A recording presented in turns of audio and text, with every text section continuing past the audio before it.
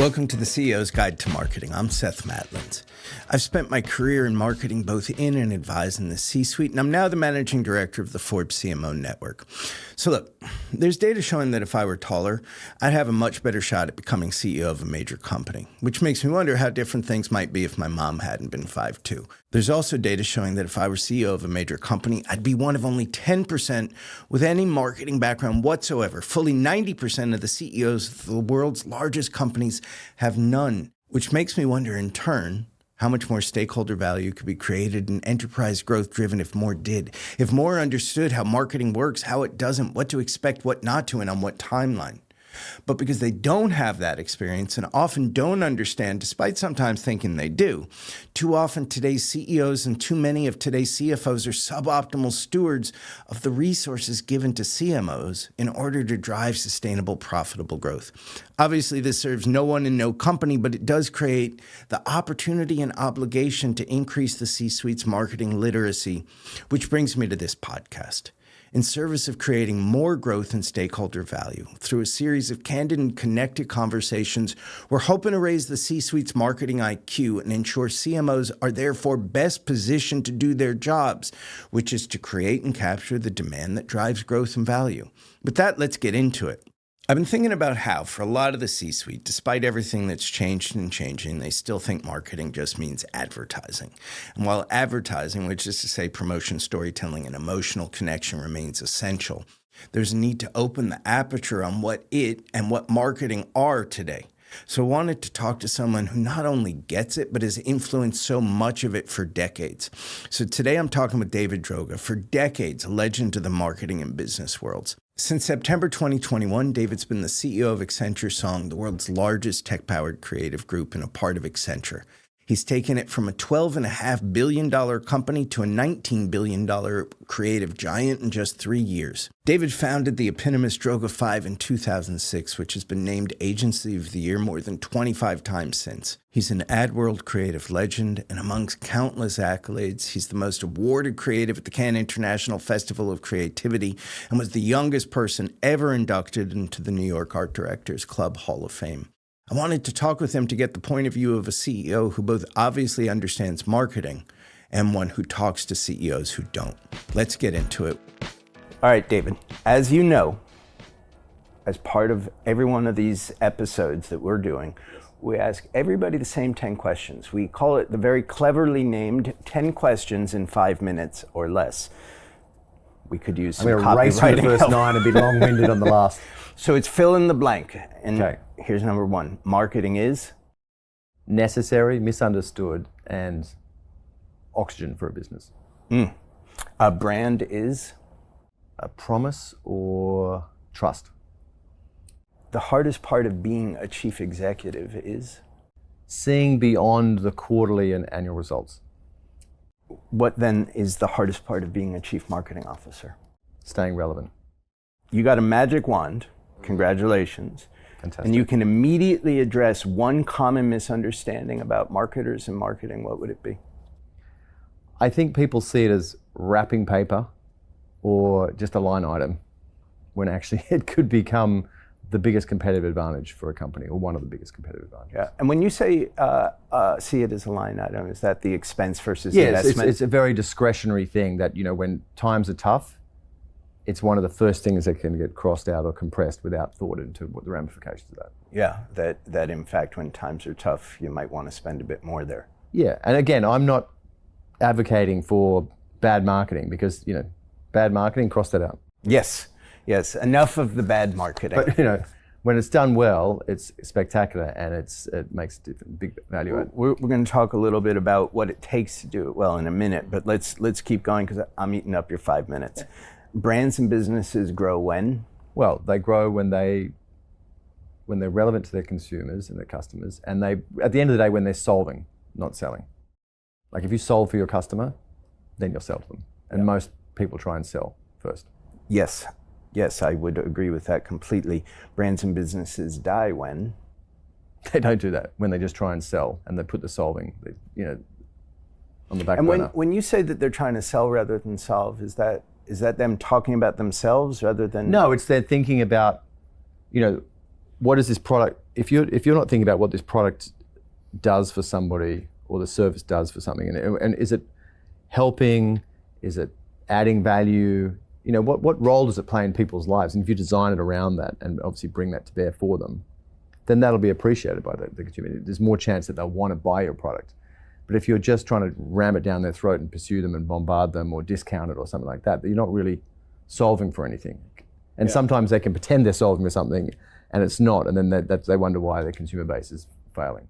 Yeah. I say to a lot of CMOs that it's important that we all realize no matter what you're selling, you're in the quality of life business to whomever you're selling it to, which is if you're not making their life better, you're not doing your job. And that I actually kind of think we should all be a little bit more like dogs, which is dogs expect nothing from us and give everything to us. Yeah, but unfortunately consumers aren't as loyal as dogs are. You know what I mean? And I feel like if we went through the strategy of, bad analogy, but going on a date, if you just bullshit your face off to try and convince someone that you're someone you're not, you're soon found out. I don't know. I went on one date. I've been with her 10 years. She has not figured me out yet. So you're a master marketeer. All right. Or she's a forgiving consumer. Both. Well, more the latter than the former. I am not a master marketeer. You touched on this a moment ago. Competitive advantage comes from? I think from creativity, empathy, a genuine understanding of the consumer, like putting them, your decision at hierarchy, it puts them at the center of it. So it's just not being obsessed with growth at all costs. Like growth is, as I said, the key for any business, but you can also grow into a corner. And you really have to sort of put the consumer around all your decisions in the product and the solving part of it. When you've grown into a corner, what's that mean? What happens? Well, it means you could feel like you're building a business, but you're not.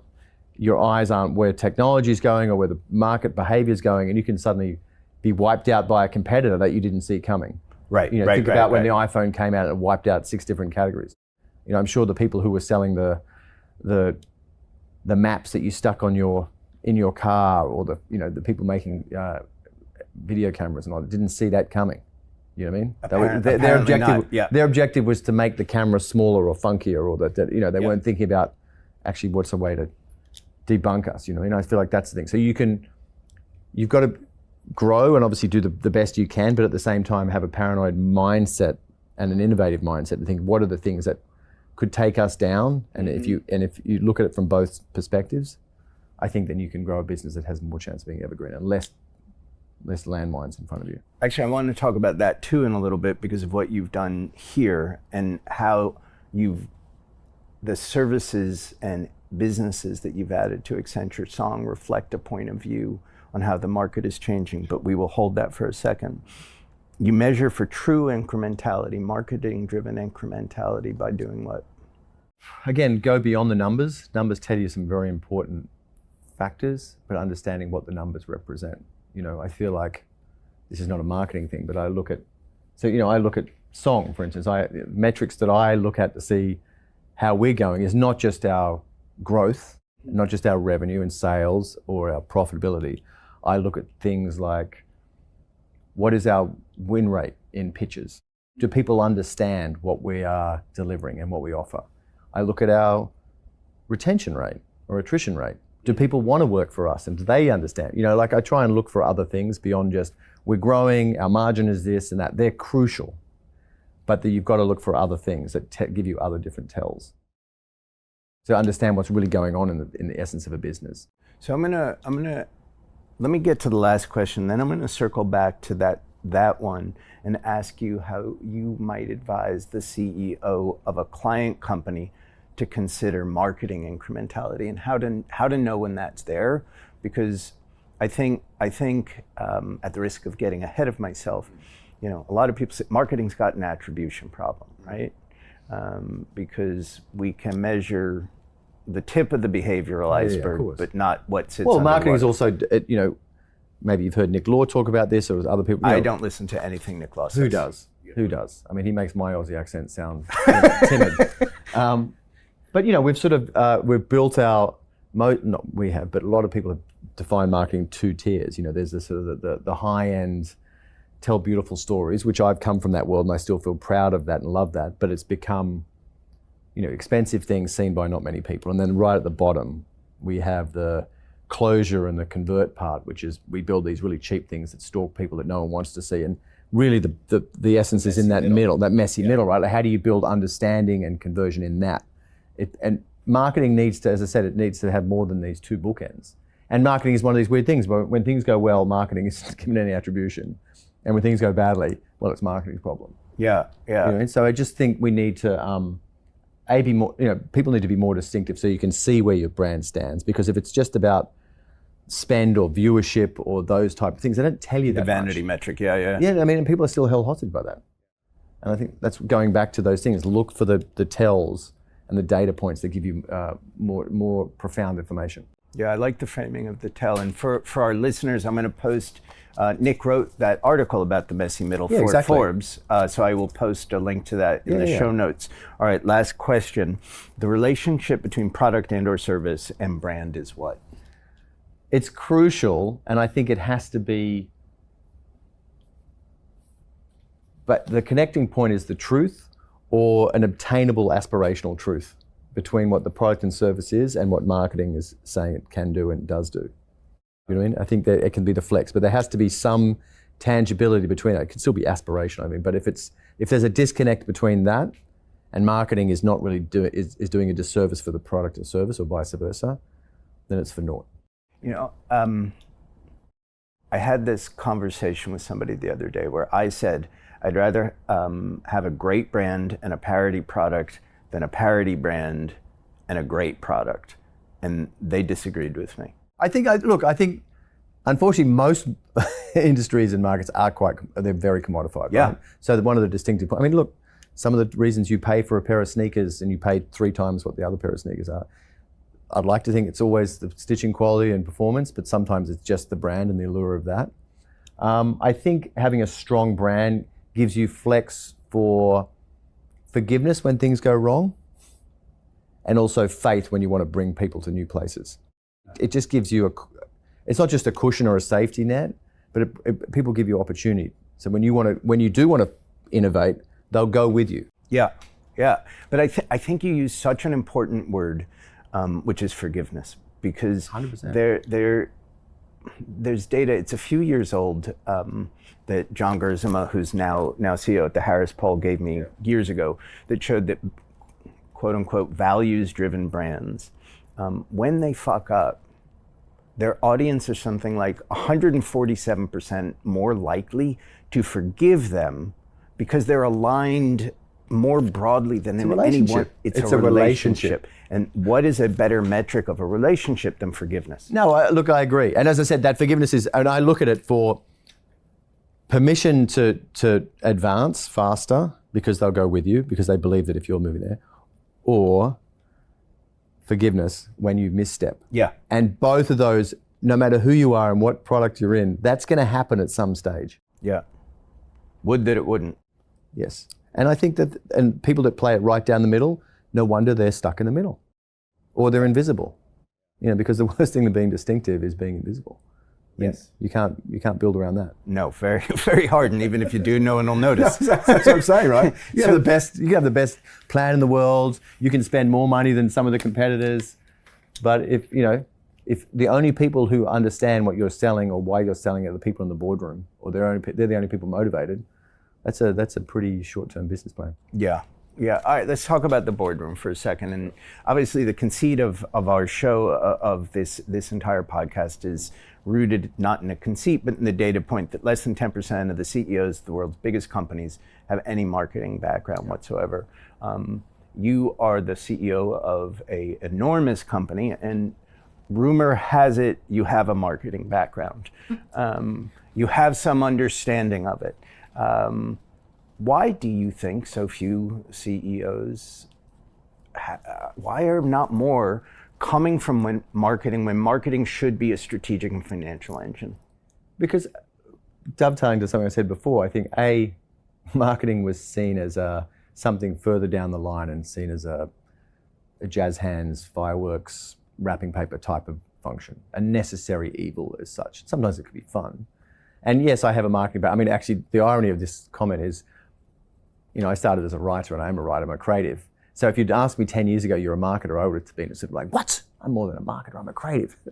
But I'm a CEO, and I feel like Well, you've been a CEO for 20 something years. well, right? I sort of, funny enough, when I started Droga 5, I didn't even want to be the CEO, and I called myself creative chairman because I deliberately didn't want to be the CEO, and I wanted a position of authority, but to reminder that creative is at the top table, right? It's a bit of, it didn't really matter because my name was on the door, so but I did take this CEO role because I sort of very much believe, and it's not just about me, that creative people, and with a marketing background, you also are more empathetic to the consumer and customer. I really do believe that, because you're sort of more in touch with what's going on. That's your job. And also, you're also more connected to the designers and creatives, and in essence, you're a product person if you're a marketer, I think. Say more about that. Well, I think you have to be more aware of what their product you're doing, because if you're doing it from a creative perspective, then you're a product person. If you're marketing something, you at least have to understand the product. You're much more than just nothing wrong with it being an engineer or being a CFO or being a lawyer or being, these are noble professions. But I think there's something, marketeers are at the intersection of the product and the consumer. And I think when you bring that to the top chair and the top table, I feel like that has a different dimension. I always say, the privilege of being a creative CEO is, I really believe, and this is not just about me, I believe creative CEOs or creative thinkers go into an equation thinking about addition, not extraction. I think the most CEOs and people who've gone to all the fine schools and they're taught and they've read every book, they go into equation thinking extraction. What can I get out of this situation? What's great for us? What's the margin I can squeeze? What's that? And I'm not saying it shouldn't be, I don't consider the business part of their business. But as a creative person, I feel like, or creative people, I think they go into any conversation or any equation thinking about addition. What can I add to that? And I think that that's a different way to be a CEO. And I would say marketeers probably look at that as well. They're sort of more holistic. And we're in a world now where we're moving at different pace. There is more forces, there's more consumer influence and consumers' influence, and technologies bridging the gap between the consumer and your products and your services. So we have to have a little bit more of a closer connection and react faster. You in mentioning that, the relationship between creative and product marketing, right? I talked in one of our other episodes with Lorraine Toohill, who's the CMO at Google, about exactly one of my this. favorites. Just an all-time great. Yep. There was a time, I'm old enough to remember, you're too young, when the marketer, the CMO, had the 4 Ps, right? Price, positioning, promotion, place. Yep.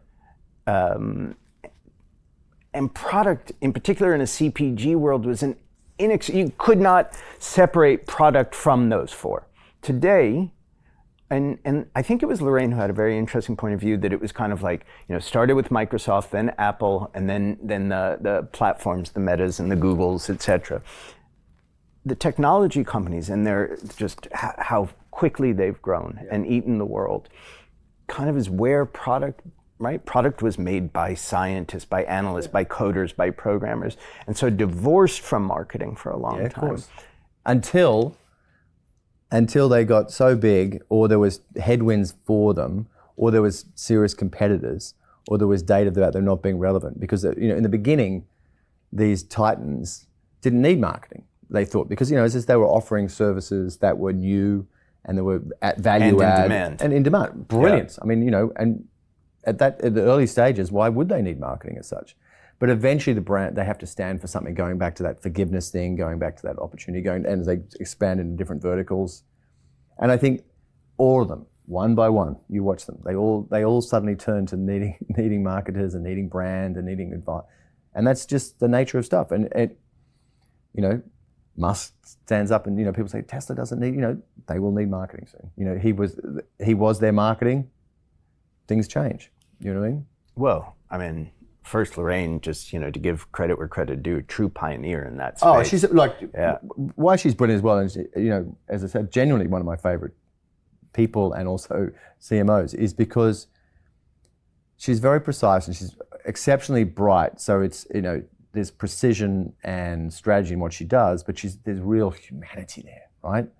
Decisions aren't just black and white, made on metrics, and that's also hard to do as a marketeer in a very engineer-led culture where everything has to be proven and linear and all that sort of stuff. And she's managed to inject humanity in that, and that is a big deal. And it's one of those things where the magic of that, because look, Accenture is a massive technology company at its heart. And there's people that I sit in rooms with from our other service groups where I'm blown away by their intelligence, their ability to build things and scale things. And I've seen them react to some of the leaders in Song to be able to reduce things to their simplest forms and make things compelling and connect things and all that. And there's this admiration between the two. And you can see that when they realize how they're complementary. And that's the beauty. That's the beauty. And you can't expect people to not understand until they're exposed to things. But I do, look, I really, really believe in the power of, and marketing is one of those, I believe in the power of marketing, but it is, as I said in the first question you asked me, what is marketing? I said it's misunderstood. I still think it's seen in a two-dimensional way. Yeah, I want to actually dive into that and connect that. I want to try and weave a couple threads together. You tell me if I did all right. By the way, Lorraine, welcome to This Is Your Life. We are celebrating you. But in talking about what makes her great, what makes, I think, great marketing great is that sense of the human, right? Is that sense of humanity. I want to go back to the CEO and the CFO and the C-suite people who may not think that marketing is worth shit. Because one of the things that fascinates me is, as human beings, they are in fact denying their own lived experience, right? The shoes they're wearing, the suits they're wearing, the cars they drive, That's the neighborhood. So true. It winds me up when people say, marketing. I'm like, every single person that has an Instagram account is a CMO. That's right. Everything you post is a brand. Like, you are trying to perpetuate or define or mask or something, right? Like these people. So divorcing those two or separating those two is, it's crazy. It's maddening. And I have posted about this previously. I loved my Tesla. I grew to detest him. I got rid of my Tesla. I couldn't be happier that I don't have it. I'm paying 3x for a product I don't think is as good, and I'm so much happier. And that's the cost of a bad reputation. And I think I don't remember if you used the word reputation. I think you did when you talked about what a brand is. And if Elon doesn't understand, and if people don't look at Elon and understand that the CEO is ultimately the ultimate brand manager, they're missing a point. No. As I said, it's trust and it's relationship and all those things in between. And you don't want to live off the fumes of that, because if things go pear-shaped, and it's the ultimate is to find the connection between your product and your service, and not exploiting that relationship. But as I said, that's why that solving thing comes in. Find the magic between the two and play a role in their lives, but don't overstep the mark either. You know what I mean? Don't take it for granted. I'm so passionate about it and I'm such a believer in it, but I'm also such a critic of most marketing.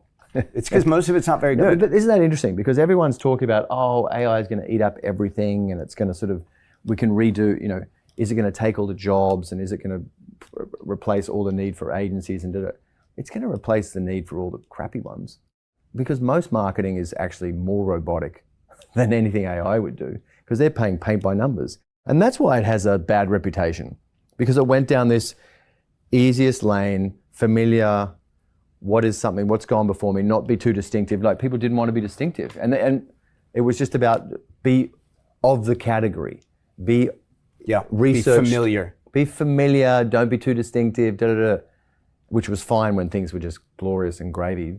But there's so many options now. And consumers can go behind the veil of something and find out if you say something and whether you are that. And all, so marketing there's more depth to it. And that's exposed those that have meaning, and those that do it well and those that don't. So, agreeing with you completely, I also think, and again, it's part of the hypothesis of this show, that the CEO and CFO who don't understand marketing, who don't give their CMO the resources, whether human capital or time, to deliver great marketing, to deliver great work, however one defines great and however one defines work, have a lot of culpability in this. And one of the things I find so far irreconcilable is, let's have empathy for the chief executive, has to deliver predictability to the street, right? Looks for predictability from the organization. But the fact of the matter is, back to humanity, emotion, the way we buy things, the way they're denying their lived experience, when you're marketing anything to somebody as unpredictable and idiosyncratic as a human being, data can only take you so far. Why do you think CEOs don't get it? And is it still the fluffy wrapping paper part of it? Well, you sort of hit the nail on the head there, where, again, most CEOs are held accountable, well, they all are held accountable for results and certainty, the predictability, right? You've got to make the street believe that things are going in a direction and there can be no diversion from that.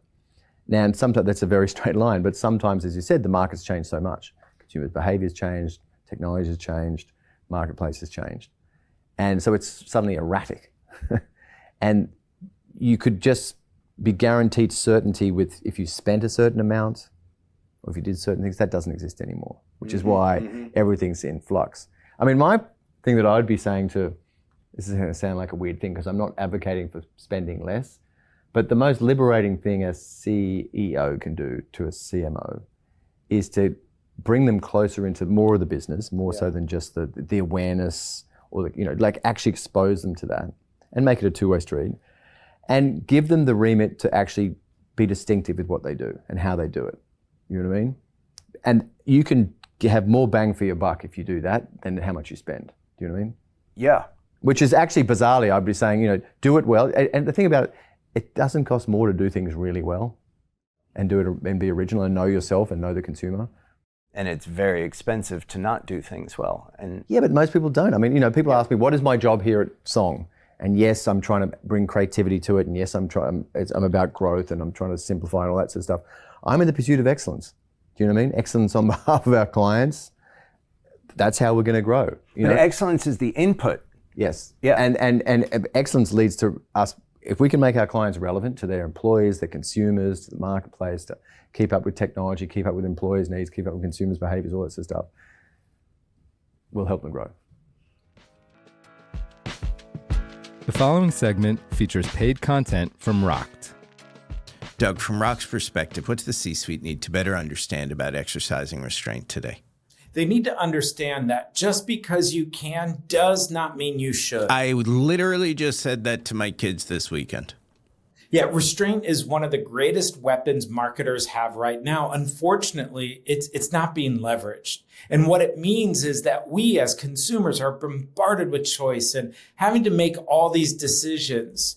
The challenge with this is that when consumers feel overwhelmed, they're less likely to act. This we call the paradox of choice, where less is more. And in fact, research has shown that consumers are 10 times more likely to act when there is less choice. And this is where Rock comes in, because we help unlock the moments that matter most when customers are buying. To learn more about unlocking the moments that matter most, go to Rocked, that's ROKT.com/Forbes. Rocked, ROKT.com/Forbes. Now back to our program. You sit with, I would imagine, the CMOs, CEOs, the C-suites, the boards of the biggest enterprises in the world in your position. And this is a little bit of a build on one of the 10 questions in 5 minutes thing, but like, if a conversation with them starts with, hey, you need to understand marketing isn't just about the fluffy wrapping paper, what in this moment do you want a CEO to actually understand about how to be a better ally to their marketing group so that their marketing group can in fact be an engine of the engine of growth they're supposed to be? Marketeers now, as I said, their responsibility is more than just building the brand. They've got to build the business. Yes. So then you can't hold them that accountable unless you give them more access to the business. Yes. Give them different levers to pull. And again, if they don't live up to that, then they're the wrong person as well. But look for different shaped CMOs. And you can't ask some CMOs can evolve. Of course they can. Everyone can. I'm evolving. But some CEOs are comfortable in the familiar as well. So they don't want to be sort of pulled into the mobs. They still want to get into the Super Bowl commercials and the wrapping paper stuff. But there's so much more than that. As I said, it's about relationships, about loyalty, it's about innovation. Well, you actually, I think, point to something that is under-discussed, which is the role of search firms in this conundrum. Because the CEO who doesn't have a marketing background doesn't necessarily know there are different types of CMOs, to the point you just made, and therefore think square peg, square hole, when in fact they may need a round hole in a triangular CMO, just to butcher the metaphor. But let's take a step back, because we were talking about the fact that a lot of CMOs don't in fact understand they're in the business of driving the business. That marketing is full stop a business strategy, and if it doesn't tie to business objectives, it is just wrapping paper. And they also don't understand. Yeah, they're not invited in, but some of them actually don't even understand the business. But then That's also right. It falls on the shoes on the other foot as well, in the sense that a lot of agencies and people who are providing services for marketers don't understand the nature of the business that they're actually working, how their actual business works. And that's a revelation as well. I think so, but I mean, of course you're right, but I think that's the CMO's responsibility, or whoever's managing that No, of course, I'm saying agency. your job Yeah. is also to educate Yes. the people who you're asking across the table to be your partners. If we think about because the CMO is culpable too, right? This disconnect is everybody's culpable. Where else do you think the CMO has responsibility for where these disconnects kind of are being birthed? Well, I think there is as impactful to this, maybe to internal morale and the mechanics of how a business operates.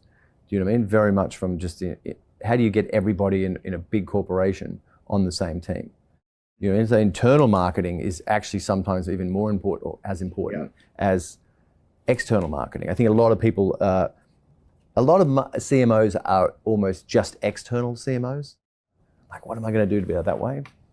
And I'm thinking, like, fix your own house first, so that everyone around the table and everyone who's not in this room believes and understands what you're doing as well.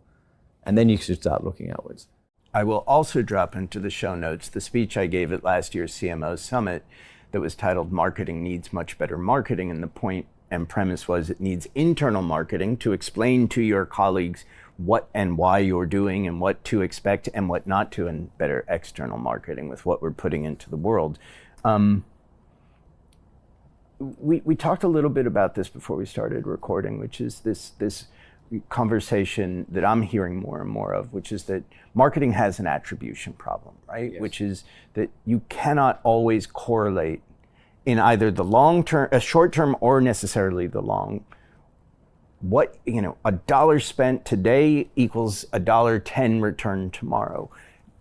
What do you think there's a way around it given the pressures that the chief executive is facing? Again, I'm contradicting myself. Look, of course, we sort of need to have more precision and clarity and transparency actually on where money's spent and again, so a lot of people are very good at creating metrics to justify any spend. Yeah. I mean, most media companies are world champions in making you feel like you've got the best for this buck, right? That's their job. So I think there is a sort of, from a company's understanding what that's led to the conversion rate, but what we were talking about earlier was there's also the long tail of this or the lifetime value of a purchase or a relationship. And that's why some of these categories who don't really think about the relationship, they think about the shoveling coal into the engine just to keep the engine going, and they spend more money on churn and all that sort of stuff.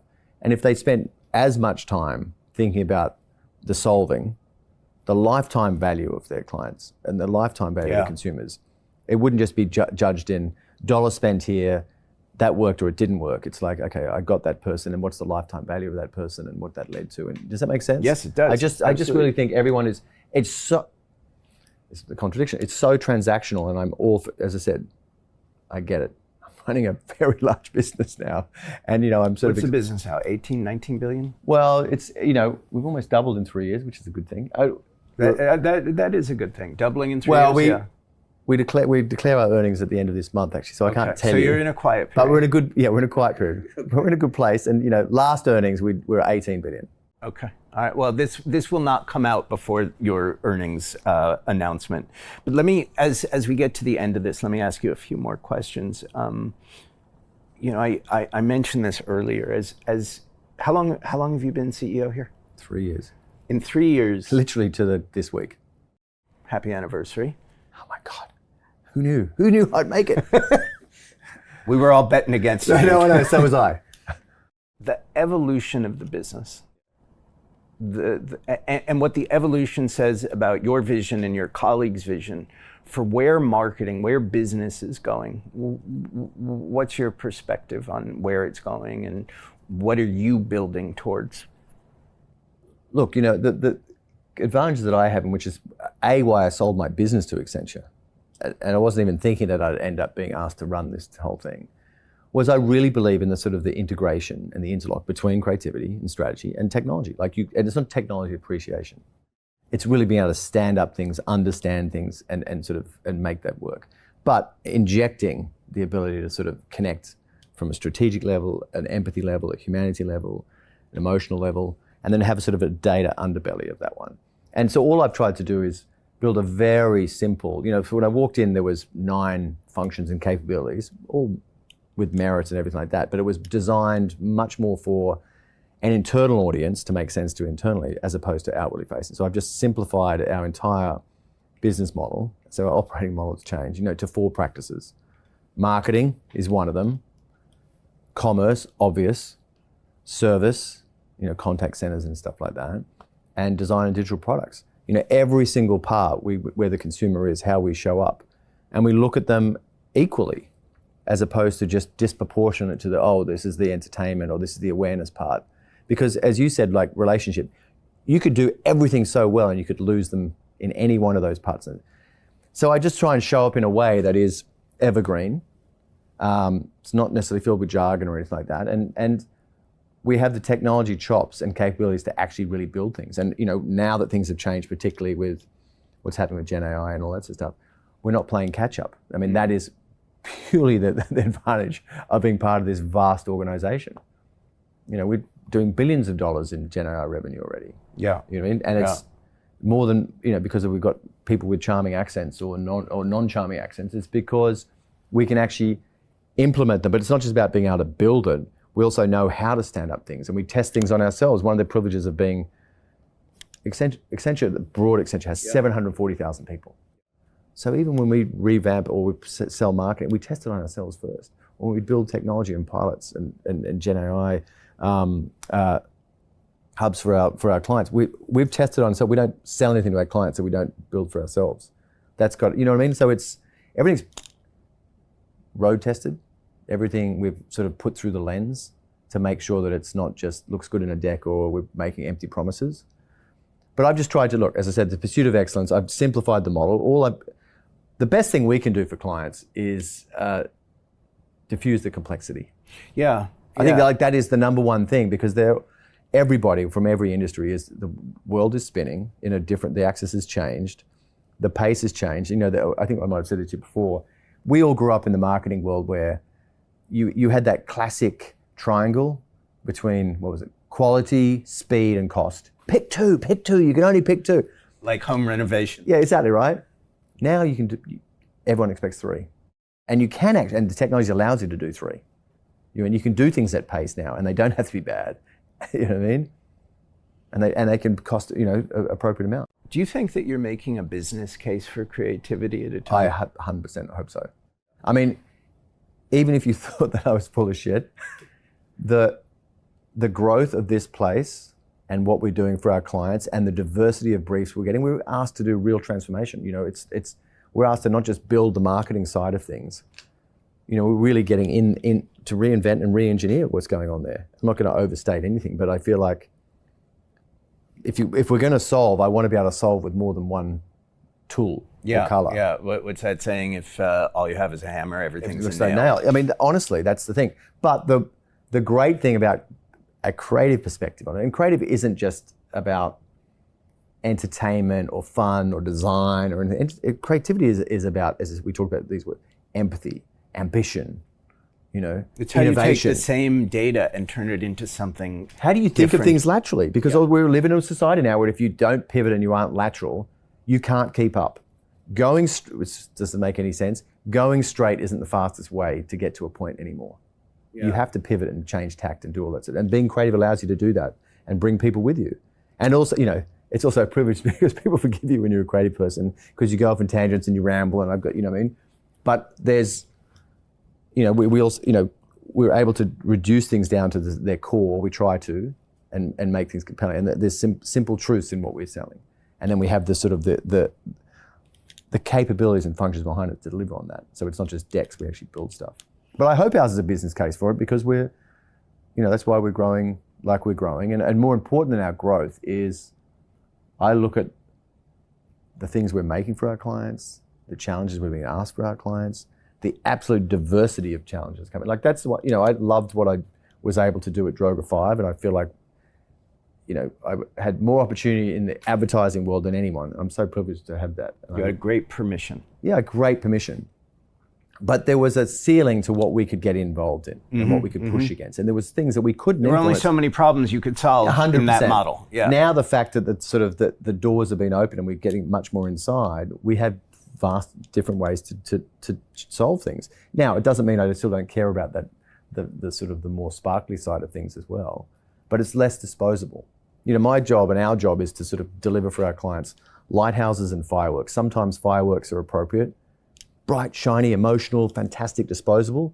Other times we've got to do things that are permanent, consistent, helpful, reliable, stand the test of time and everything in between. And that's the privilege I have and the people I've got here. I heard Brian Chesky, CEO at Airbnb, who's a pretty marketing savvy CEO, describe kind of the brand performance, the false binary, similar to the way you just did, which is he said, brand is the chandelier, performance is the flashlight. They're both light. You got to figure out what you need.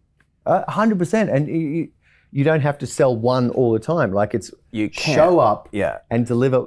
Again, I just go back to that word, solving. Solving really means actually coming with not selling what's in the cupboard, but having permission to really think about what's the right thing to answer the bell here. And it doesn't have to be wacky or outrageous and all that if that's not appropriate. But if it's necessary to be comprehensive and transformational, then we also have that ability. And if it's to be entertaining and flimsy and disposable, then we'll present that as well. But we're not, our business model isn't built around selling traditional media. That's our business. That's good. No, it I wouldn't is, want to be because in that business today. Obviously digital media is a massive part of what we do, but I'm selling solutions. Yeah. You know what I mean? Yeah. I'm not selling media. You get to tell a CEO what they should ask for and expect from, hold accountable, their CMO accountable to. What do you think it is? Why should people care about what we make or do? Why should we care about it? And how are we going to make them care about it? But it has to start with the first one, which is the why should they care? Because that holds everybody accountable. Yeah, that's right. What I mean? And everybody is. 100%. But if everybody it just is starts responsible. with make people care about what we do, then it puts the onus just on the CMO to be like, oh shit, I've got to tell this story or do this thing in a way. But if it's why should they care first, then that sort of opens up everything to be like, let's be honest about what we do and the role we play in people's lives and our future state. And then you get to the how do we do that? And how do we do that in perpetuity? Yeah.